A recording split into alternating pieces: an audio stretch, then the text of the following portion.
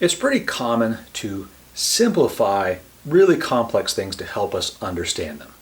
I mean, this smiley face. You understand that's a face, right? Does it look anything like me? Don't say it.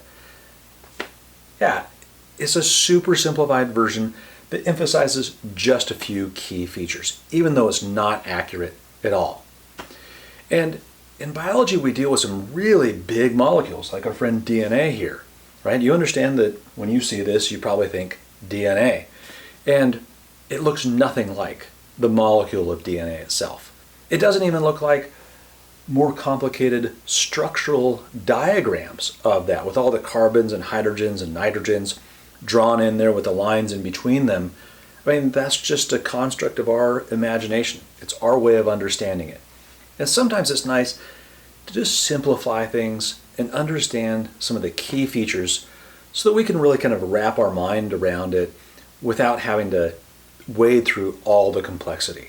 And that's the idea of using skeletal formulas to represent molecules. It's kind of a shorthand way emphasizing key features. It's kind of nice to be able to know how to use that, because when you look at molecules, very often they're going to be drawn in this shorthand way, and you may not understand what's going on without a little bit of explanation. So here you go. Let's start with glucose, because it's a molecule you will see so often. And the rule with the skeletal formulas is if you have a carbon, you don't draw it. And if there is a hydrogen directly attached to it, you don't draw it either. So we're going to omit those, which means we're not going to draw the carbons in this 6-carbon chain. Instead, we're going to draw a zigzag line, just like this. So this first carbon right up here is going to be this one at the end. Then we have carbon 2, 3, 4, 5, and 6. So there's my carbon backbone. Now I'm not going to draw any of the hydrogens that come right off of that, but I am going to draw everything else. And so let's start with this double bonded oxygen up here. So I'm going to draw the double bond and the oxygen. I'm going to draw this one here. Now you can draw it as an oxygen and then another bond to a hydrogen, or you can take kind of the shortcut method that this one does here and draw this. Note that it's attached to oxygen and then the hydrogen on the other side.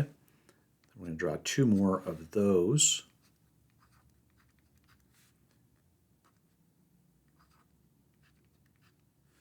Then we got this one down here.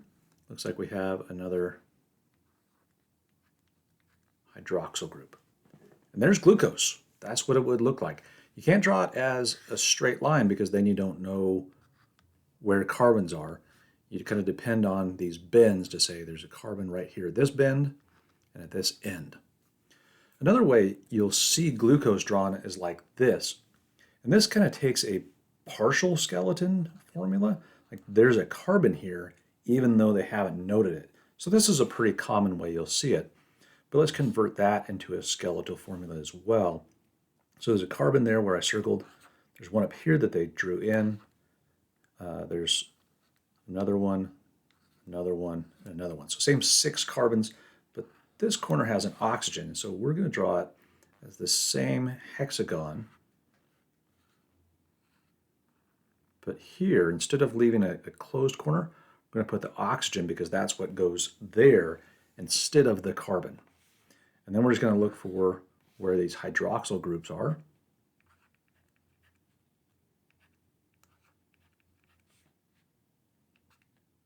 Kind of tedious work. Then we also have to draw this one, so there's a carbon right there, and there's a hydroxyl group attached to that. So there's 2 ways of representing glucose. You can see just kind of emphasizes the key points, eliminates carbon and hydrogen since that's so common. Let's try it with something else.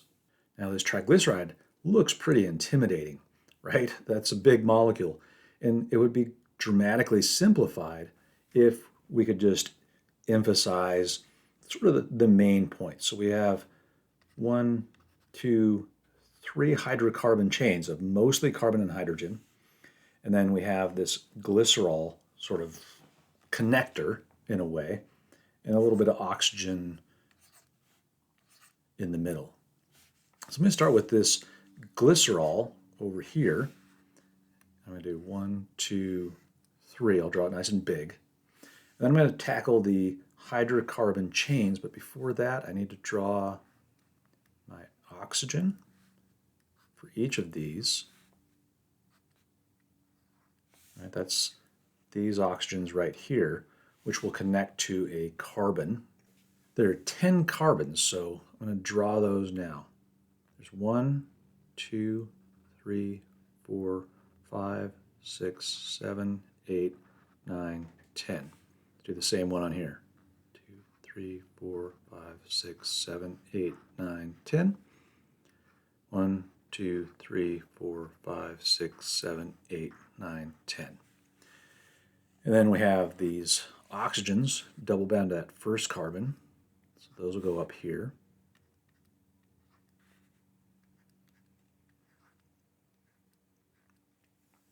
Like that. And we're just about done. There's one more bit of business, this double bond here, where this fatty acid is unsaturated. And it looks like that's 1, 2, 3 carbons, between carbon 3 and 4 from the end. And so there's carbon 1, 2, 3, and 4. So that double bond goes right here. So I just add an extra line, and there is my skeletal formula for that triglyceride. Quite a bit more simplified. You get the idea. So anytime you see these long zigzag lines, then you know you have something that's pretty nonpolar because it's just carbon and hydrogen. Here's one more example I'm just going to look at and pick apart a little bit, because you hardly ever see cholesterol or some of these larger molecules drawn without a skeletal formula. But I've told you that this is a lipid, but you say, a lipid? Really? That's supposed to have long chains of carbon and hydrogen. But now you know this trick to skeletal formulas. You know that right here there's a carbon, and it's showing this single bond here, so that must mean there are 3 more hydrogens because carbon has 4 bonds. And then there's a carbon here, and it already has 3 bonds, so it must have another hydrogen attached to it.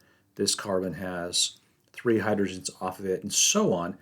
And you can really start to see how this long chain, kind of squiggly, right?